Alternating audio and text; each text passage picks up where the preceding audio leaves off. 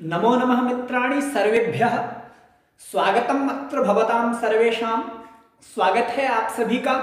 हम किरातार्जुनीयम नामक महाकाव्य का अध्ययन कर रहे हैं। तो इसी क्रम में हम आज दूसरा श्लोक पढ़ने जा रहे हैं। तो दूसरा श्लोक को हम अच्छी तरह लयबद्ध होकर के व्याख्या सहित, अर्थ सहित, छंद सहित पढ़ेंगे। तो आइए, स्वागत है। सर्वप्रथम हम श्लोक का उच्चारण करते हैं। प्रथम सर्ग है और द्वितीय श्लोक है और किरातार्जुनीयम का प्रथम सर्ग हम पढ़ रहे हैं। तो आइए इसका हम उच्चारण करते हैं सर्वप्रथम। तो उच्चारण वंशस्थ छंद है समस्त सर्ग में, आप सभी जानते हैं। तो वंशस्थ छंद का उच्चारण करेंगे। कृता प्रमाणस्य मही भुजे जितां सपत्नेन निवेदयिष्यतः। कृता प्रमाणस्य मही भुजे जितां सपत्नेन निवेदयिष्यतः। न विव्यथेतस्य मनो न हि प्रियं प्रवक्तुमिच्छन्ति मृषा हितैषिणः।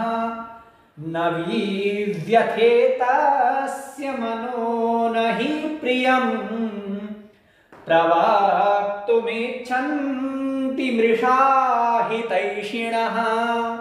इस प्रकार से हम इसका उच्चारण कर सकते हैं। तो इस श्लोक का भावार्थ यह है, मतलब इस श्लोक का प्रसंग, पूर्व प्रसंग हम जानते हैं कि जो वनेचर है, जिसको राजा युधिष्ठिर ने दुर्योधन के पास नियुक्त किया गया था, भेजा था कि तुम वहां के दुर्योधन के राज को, दुर्योधन किस प्रकार वहां राज्य कर रहा है, किस प्रकार प्रजा के साथ व्यवहार कर रहा है, उसको जान करके आओ। तो वह सब जान करके वह वनेचर, वह ब्रह्मचारी का वेश करते हुए युधिष्ठिर के पास आ गया।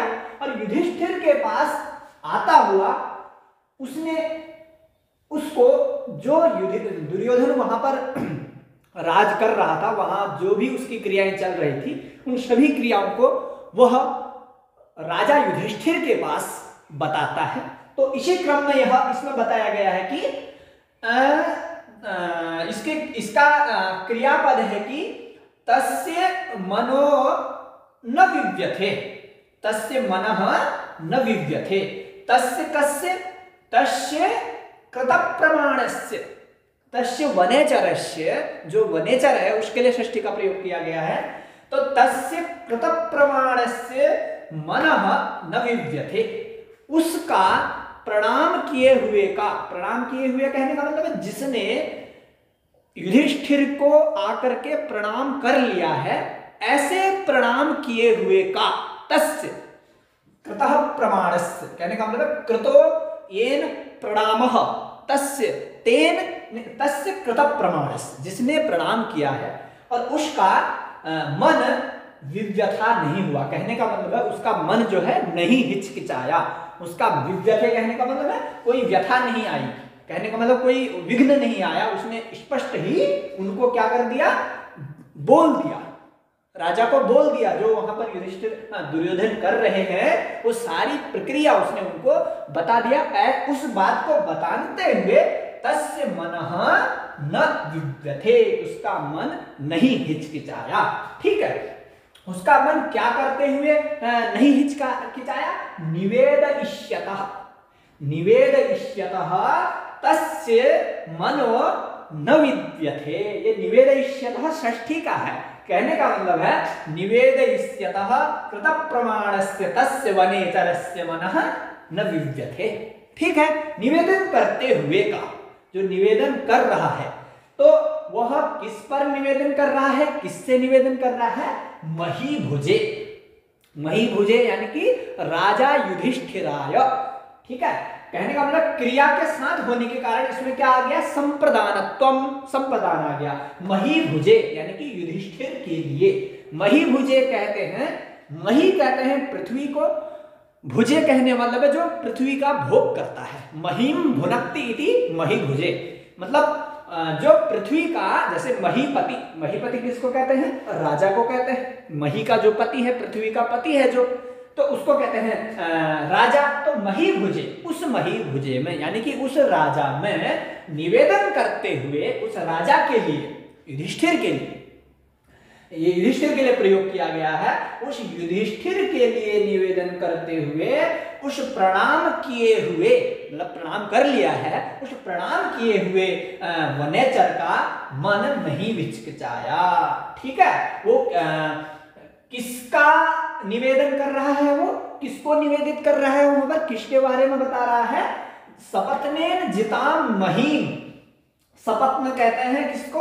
सपत्न का अर्थ आप ये ना कर लेना कि पत्नी सहितम, नहीं, सपत्न का अर्थ होता है शत्रु। सपत्न, तो तेन सपत्नेन, उस सपत्न के द्वारा, तेन सपत्न किसके लिए प्रयोग किया गया? दुर्योधन के द्वारा, दुर्योधन के लिए। कौरवों में जो सबसे बड़ा भाई है वो दुर्योधन, उसका, तो तेन सपत्नेन अर्थात दुर्योधने जिताम, जिताम जीती गई है जिसने, किसको?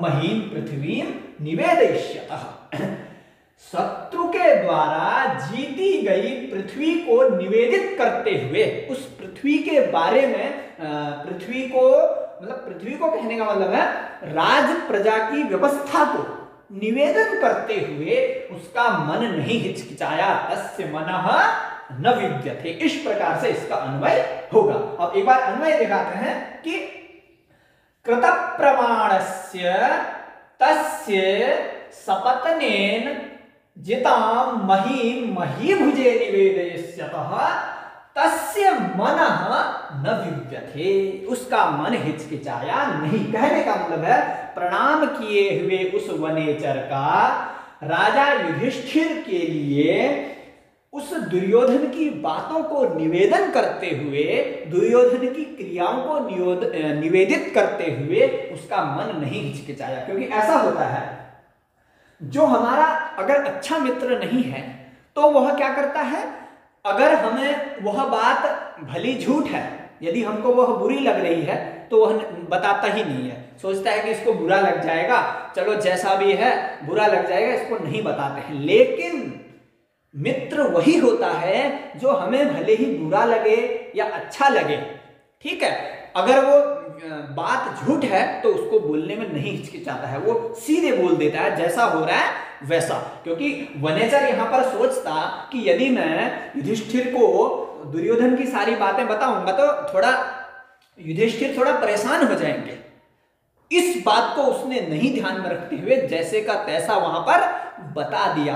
फिर अर्थांतरन्यास करते हैं कि क्या कहा, नहीं प्रियम प्रवक्तुमिच्छन्ति मृषा हितैषिणः। कहने का मतलब है हितैषिणः, हितैषिणः मृषा नहीं प्रियम प्रवक्तुम, नहीं मृषा ही प्रियम प्रवक्तुम न इच्छन्ति। जो हितैषी लोग होते हैं, ये सूक्ति है ध्यान रखें, नहीं प्रियम प्रवक्तुम इच्छन्ति मृषा हितैषिणः। यहां से लेकर के यहां तक ये सूक्ति है, कई परीक्षाओं में पूछी भी जाती है कि यह किसके प्रति कहा गया है, क्यों कहा गया है, ठीक है। तो कहने का मतलब है जो हितैषी लोग होते हैं, हित करने वाले होते हैं, ये हितैषी प्रथमा बहुवचन का है, हितैषी हितैषिणौ हितैषिणः, तो ते हितैषिणः जो हित करने वाले होते हैं वो मृषा, मृषा कहते हैं झूठ को। हितैषी लोग झूठ बात को किंतु वह प्रिय लगने वाली है, ठीक है, झूठी प्रिय बात को बोलने के लिए साहस नहीं करने हैं, अर्थात प्रवक्तुम न इच्छन्ति, बोलना नहीं चाहते हैं। यदि कोई झूठ बात होती है और यदि वह प्रिय लगती है, अच्छी लगती है, तो उसको बोलना नहीं चाहते हैं, ठीक है। कहने का मतलब है यदि वह झूठ बात है, यदि उसको अच्छी लगे या बुरी लगे, वो अपने मित्र को फिर भी बता देते हैं। कहने का मतलब हितैषिणः, ये हितैषिणः भवन्ति ते मृषा ही प्रियम प्रवक्तुम न इच्छन्ति, झूठे मतलब झूठे प्यारे वचन को नहीं बोलते। कहने का मतलब है एक सामाजिक व्यवहारिक वाक्य में हम देखें तो कहने का मतलब है झूठा प्रेम नहीं करते हैं, सच्चा प्रेम करते हैं। भले ही किसी को बुरा लगे या न लगे। इस प्रकार इस श्लोक से हमें भावार्थ, एक सामाजिक ज्ञान लेना चाहिए। हमें सत्य के मार्ग पर ही चलना चाहिए, भले ही वो किसी को अच्छा लगे या न लगे। तो ऐसा ही वो नेचर भी करता है, वो ब्रह्मचारी का वेश धारण किया हुआ है, तो युधिष्ठिर को जैसे की तैसी बातें वहां पर वो बता रहा है। तो इसमें वंशस्थ छंद है, तो इस प्रकार इसमें अर्थांतरन्यास अलंकार हो जाएगा। और आप श्लोक को याद करें और पढ़ें, दोबारा इसका उच्चारण इत्यादि करें और व्याख्या को देखें। तो अगला श्लोक लेकर के आप सभी के सामने उपस्थित होऊंगा। आज के लिए बस इतना ही। नमः संस्कृताय, धन्यवादाः सर्वेभ्यः।